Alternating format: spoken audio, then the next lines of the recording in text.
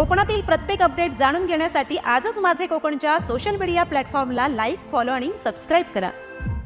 राष्ट्रवादी काँग्रेस पक्षाच्या विधानसभा प्रतोदपदी चिपळूण संगमेश्वर विधानसभा मतदारसंघाचे आमदार शेखर निकम यांची नियुक्ती झाली आहे। राष्ट्रवादी काँग्रेस पक्षाने आमदार शेखर निकम यांची विधानसभेच्या प्रतोद पदावरती नियुक्ती करण्याचा निर्णय घेतला आहे। आमदार शेखर निकम यांच्या प्रतोदपदी केलेल्या नियुक्तीला मान्यता द्यावी असे पत्र विधानसभा अध्यक्षांना राष्ट्रवादी काँग्रेस पक्षाचे राष्ट्रीय अध्यक्ष अजितदादा पवार यांनी दिले आहे।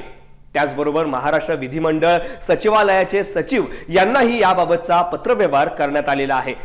आमदार शेखर निकम यांची राष्ट्रवादीच्या प्रतोदपदी नियुक्ती झाल्याने चिपळूण संगमेश्वर मधील कार्यकर्त्यांनी आनंद व्यक्त केलेला आहे।